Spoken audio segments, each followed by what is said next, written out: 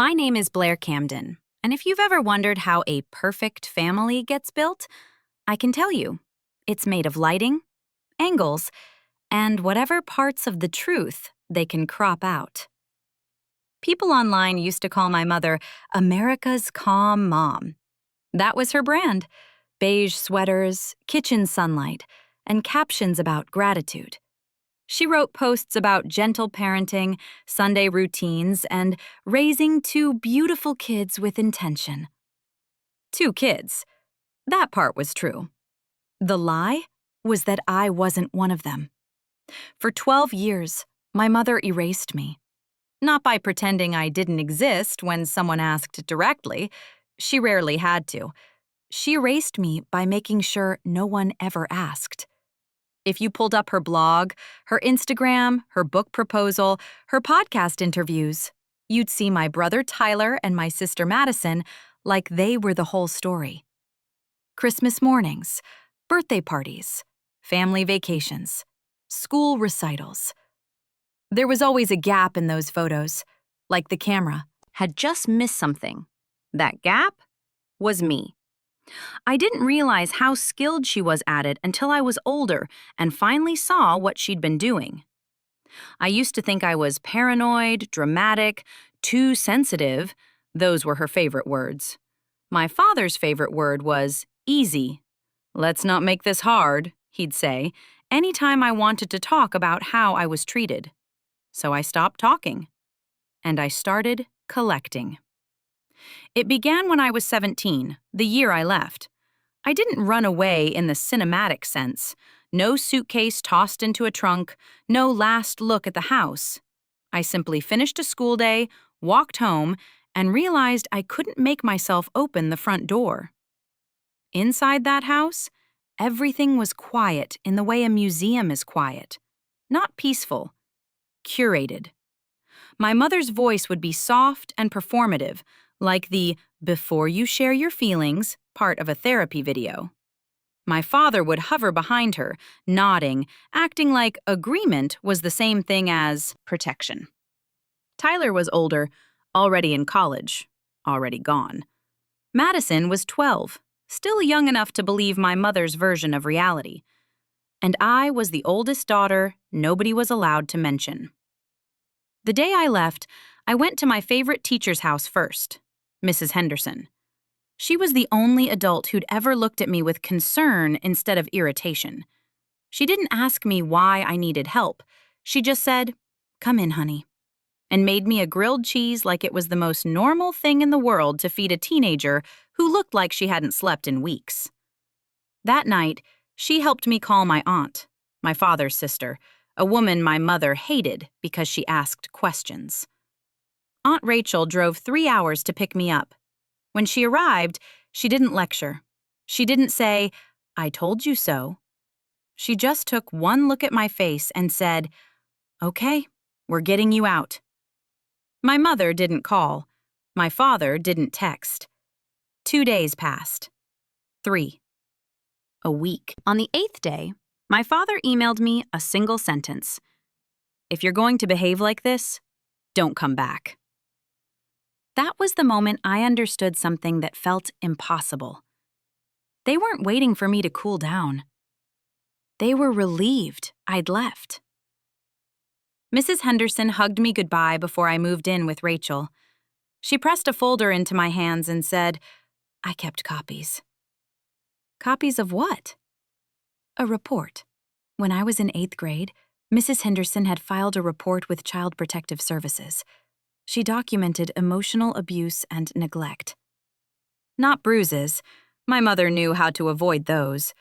But patterns. Isolation. Withholding. The way I flinched when someone raised their voice.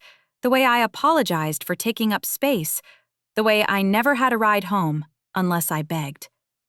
The report had been marked unsubstantiated, without an investigation. Someone made it disappear. "Keep this," Mrs. Henderson said, "if you ever need proof that you weren't imagining it." At 17, proof felt like a strange gift, like being handed a life raft after the storm already drowned you. but I took it. By 29, I'd built a life that was mine. Steady work, a small apartment, friends who chose me. And I had something else, too. Receipts. Because here's the thing about being erased. You start paying attention. I started noticing little inconsistencies, little edits. My mother would post a throwback photo from a birthday party I vividly remembered attending, but in the photo she posted, I was nowhere. I'd ask my aunt, and she'd send me the original from her own camera roll. There I was, standing to the left, holding Madison's hand. In my mother's version, I was replaced by empty air. She'd claim she had 2 kids, and in the comments, followers would say things like, "Your family is so inspiring." If anyone asked about older siblings, she'd respond with vague phrases. "Our story is complicated," or "We keep some things private." It sounded thoughtful. People praised her boundaries. No one realized those boundaries were weapons. The first time I saw a deliberate erasure was a Christmas photo. The original had 5 of us. The version she posted online had 4, with a clean, empty space where I'd stood. It wasn't an accident. It was a decision.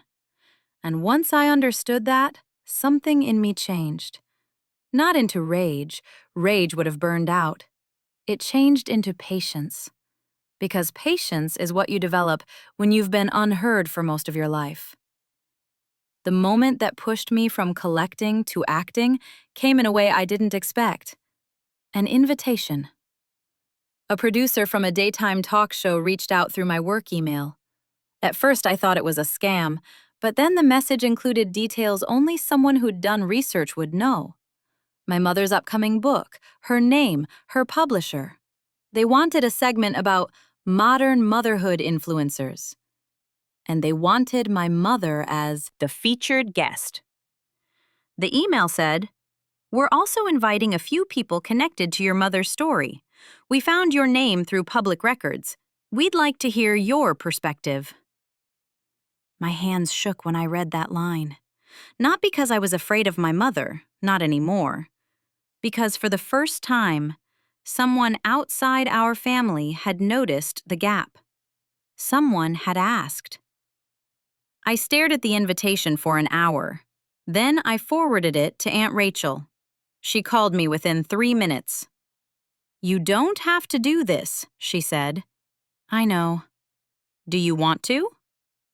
I thought about my mother's captions about teaching children self-worth. I thought about all the times I doubted my own memory.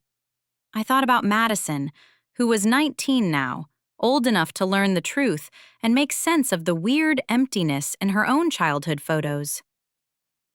"I'm tired," I said. "I'm tired of being a secret." Rachel exhaled. "Then we do it right. Not messy, not emotional, evidence. Calm." For 3 weeks, I prepared like it was a court case. I printed originals and edited versions side by side. I pulled old emails. I asked Mrs. Henderson for a notarized statement about the CPS report she filed. I requested my employment records and medical clearance paperwork because I knew what my mother would do if cornered. She'd claim I was unstable. I wasn't going on that stage to scream. I was going to go on that stage to be undeniable. The day of filming, I dressed like myself. Professional, plain, unshakable. Backstage, I saw my mother for the first time in years. In person, she looked like she did online. Hair blown out, makeup flawless, skin glowing under the studio lights. She hugged staff members, laughed softly, made everyone feel like they were in on her warmth. Then she saw me. For half a second, the warmth flickered. Her eyes narrowed in a way that was quick. No one else would have noticed. But I did. Quiet people notice everything. She recovered instantly, turned to the producer, smiled. "Who's that?" The producer said my name. My mother's smile didn't change, but her fingers tightened around her coffee cup. "Oh, she said lightly. Yes, Blair. This is my arranged daughter. Arranged. Like a wedding. Like a business deal. Like a child was something you could file into a drawer and label for convenience. I kept my face neutral. I didn't give her what she wanted. Reaction. When it was time, they led us onto the set. The host, Janet, greeted my mother with that bright TV energy. The audience clapped. My mother waved like she'd earned it. Then Janet introduced me. The applause was polite, uncertain. My mother's eyes stayed on me like I was a stain on white fabric. Janet started with easy questions. Victoria, your followers see you as the picture of calm. What's your secret? My mother did her usual routine. I'm not perfect, she said, smiling. I just try to be. Present. To lead with love. Then Janet turned to me. Blair, she said, your mother says you two have had a complicated relationship. Can you explain? I took a breath. I can, I said. My voice was steady, calm, professional. Victoria is my biological mother. I lived in her home until I was 17. Then I left because I had no other choice. My mother cut in smoothly, just like I knew she would. She's unfortunately struggled with mental health issues for years, she said, voice gentle. We've always tried to protect her privacy. There it was. Discredit the witness. I nodded like she'd said something boring. I have 0 mental health diagnoses, I said. I'd be happy to provide my employment records and medical clearances. My mother's mouth opened, closed. Janet's eyebrows lifted. What I do have, I continued, is documentation of something else. I opened the folder. The studio was silent in the way that makes your skin buzz. I handed Janet the first photograph. This is a Christmas photo from 2008, the original. Janet held it up to the camera. You could hear the audience murmur. 5 people. Then I handed her the second print. This is the version Victoria posted online in 2014. Janet held them side by side. In the second photo, there were only 4 people. Where I should have been was nothing but background blur. The audience gasped. A real, involuntary sound. Janet looked at my mother. Victoria? My mother's voice stayed steady, but her hands didn't. Old photographs get cropped for composition, she said. It's not unusual. It's unusual, I said softly, when the cropping removes a child and leaves an empty space where the child's body was. Janet blinked. Do you have more? I slid over 3 more sets. Birthday party, school recital, vacation. Originals and edited versions. Each time, I was present in the original. Each time, I was erased in the public one. Janet's face changed. The segment had shifted from influencer interview to public reckoning. My mother tried to laugh. This is clearly a desperate attempt to get attention, she said. She's been resentful for years. So I handed Janet the email. This is an email from Victoria to her literary agent, I said, dated March 2012. Please read the highlighted section. Janet hesitated, looked off stage for a producer's signal, then nodded. She cleared her throat and read, Regarding the family branding, I want to be clear. I have 2 children. Please never mention the name Blair in any materials. She is not part of this narrative. Dead silence. 50 people in the studio, and for a moment, it felt like no one breathed. My mother's face went pale in a way makeup couldn't hide. That email was taken out of context, she said quickly. What context, I asked, voice level, makes She is not part of this narrative's acceptable about your own daughter? My mother's eyes darted toward the cameras, toward the audience, toward the host. She was calculating, looking for a way to spin it. Then Madison stood up. I hadn't known she would be there. The show hadn't told me. They'd invited family members connected to the story, and apparently Madison had accepted. She was crying, mascara running down her cheeks, but her voice was clear. "Just stop," she said. Every head turned to her. "Madison," my mother whispered, like a warning. Madison shook her head. I thought she didn't want us, that she abandoned us." She looked at me, eyes wide with pain. "I was 12. I didn't know." My mother stood, too fast, chair scraping. "This is a witch hunt," she said. Janet raised a hand. "Victoria, sit down." My mother didn't. So I pulled out the last document.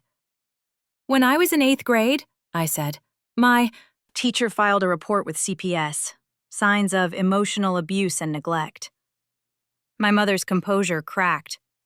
"That's a lie." "The report was marked unsubstantiated without investigation," I said. "Someone made it disappear. But Mrs. Henderson kept her own copy." Janet took it with shaking hands. The audience noise swelled, whispers, shock, anger. The cameras cut to commercial. When the cameras cut to commercial, the set erupted. Her agent stepped in, furious, and I heard the words that finally made my mother's smile die. The publisher was pausing the book release. Tyler came over to me, slow and careful, like he wasn't sure I was real. He wrapped his arms around me. "I'm proud of you," he murmured. I hugged him back, throat tight. Madison approached like she was afraid I'd disappear if she blinked. She grabbed my hand. "I want to know everything," she said. "After, please." I nodded. Yes. But my mother wasn't done. That night, she didn't call to apologize. She called to threaten. An unknown number texted me, "You'll regret this." I showed Aunt Rachel. She didn't even flinch. "Save it," she said. "Screenshot, backup, everything." By midnight, I was trending. Parenting influencer exposed. Secret daughter confronts her live. Calm mom caught lying. My phone buzzed non-stop. Some messages were supportive, some were cruel. A few were heartbreaking. One read, "Your story gave me the courage to speak up about my own mother." I stared at that message until my eyes blurred.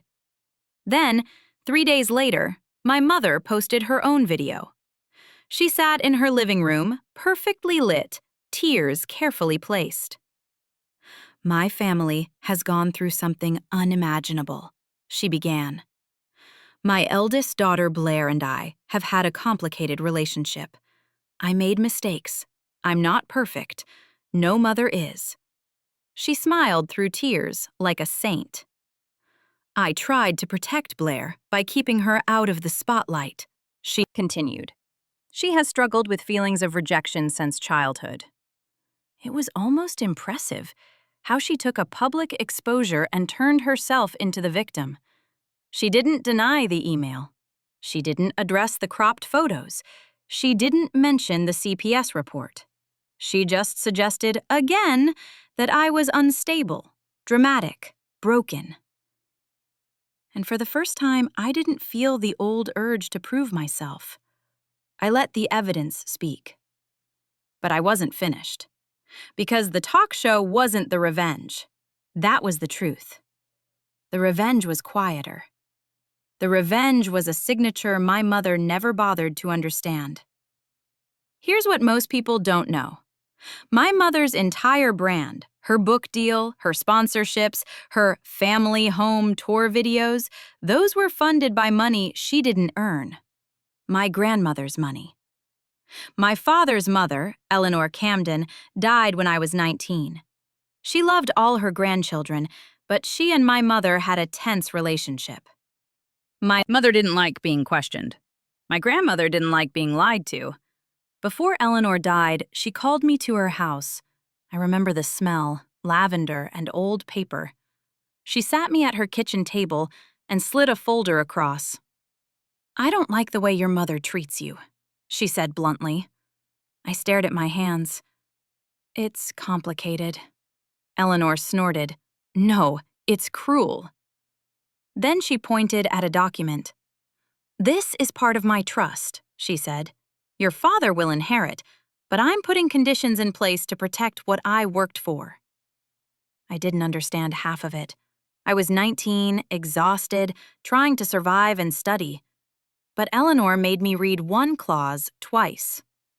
Any sale, transfer, or use of trust-owned property as collateral required unanimous consent from all direct heirs. All. At the time, that sounded like boring legal language. Now, it sounded like a trap she'd laid for exactly this moment. Because after the talk show, my mother panicked. Sponsors pulled out, the book deal froze, her income vanished. And what do desperate people do? They liquidate assets. 2 weeks after the scandal, my father called me for the first time in years. His voice was strained. "We need to talk." We met at a coffee shop. He looked 10 years older. His hands shook when he lifted the cup. "Your mother's not handling this well," he said. I almost laughed. "No." He swallowed.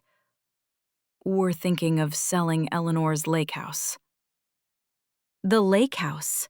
My grandmother's property. The one my mother used to film family weekends for Instagram. The one she made seem like it was hers. I kept my face blank. "Okay." "We'll need you to sign something," he said quickly. "Just a consent form. It's routine." Routine. The same word he used when he told me to stop making things hard. I leaned back. "Send it to my lawyer." He blinked. "Your lawyer?" "I have one," I said. His face tightened. "Blair, please don't do this." "Don't do what?" "Make this harder," he whispered.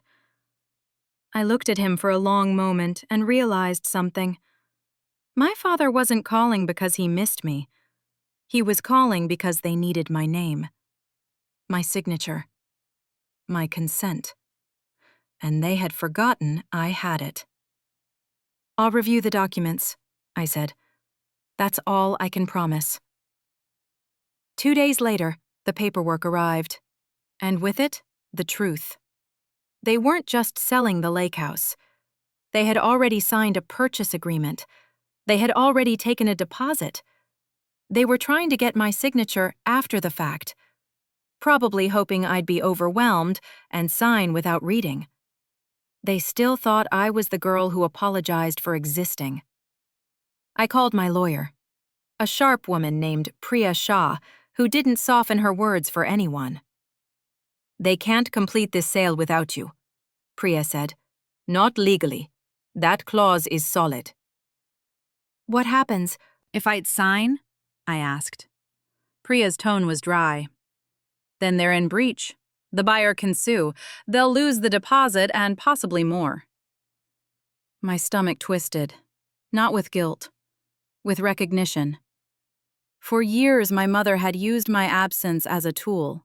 She'd built a fortune on pretending I wasn't part of the family. Now, my existence was about to cost her everything. I waited. My father called again. "Blair, the buyers are getting impatient." "I'm reviewing," I said. My mother finally called that night. No hello, no apology. Just venom. "You think you're so righteous," she hissed. "You just want to punish us. You want to ruin your own family." I listened, letting her pour herself out like poison. When she finally paused to breathe, I said calmly, "You already ruined it. I'm just not fixing your mess." Her voice sharpened. "Sign the papers." "No." A beat of silence. Then, softer, dangerous. "You don't understand what you're doing." "I understand perfectly," I said. "For 12 years, you erased me. You told the world you had 2 children. You built your image on pretending I didn't exist." "That was to protect—" "Stop!" I said, and my voice wasn't loud, but it had weight. "Don't lie to me anymore. You did it because I didn't fit your narrative." She breathed hard. "You'll regret this." "I already regretted 12 years," I said. "I'm done with regret." I hung up. The next week was like watching dominoes fall in slow motion. The buyer's attorney sent a letter demanding completion of the sale. Priya responded with the clause and informed them the sale could not proceed without my consent. The buyers sued. My parents panicked. The story hit the local papers first. Influencer's family faces lawsuit after property sale dispute. Then national outlets picked it up because my mother was already a trending scandal. The irony was almost poetic. The same internet she'd used to polish her image was now documenting her collapse in real time. My father begged. "We'll make things right," he promised. "We'll split it fairly. "You didn't split anything fairly when you had the chance," I said. "You just didn't think I'd ever matter." Madison came to my apartment with a cardboard box one evening. "I found these in the attic," she said, voice shaking. Inside were photographs. Dozens. Pictures I'd never seen. Me holding Madison at the zoo. Me at her kindergarten graduation. Me standing beside Tyler at prom. Real memories. Hidden like evidence of a crime. Madison sat on my couch and cried until she hiccuped. "I didn't know," she whispered. "I swear I didn't know."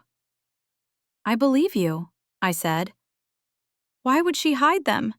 Madison asked, eyes red. "Why would she hide you?" I thought about my mother's video, about her need to be perfect. "Because I remind her of the time before she was admired," I said quietly, "before she built her brand. I was there when she wasn't calm mom, and she couldn't stand being seen that way."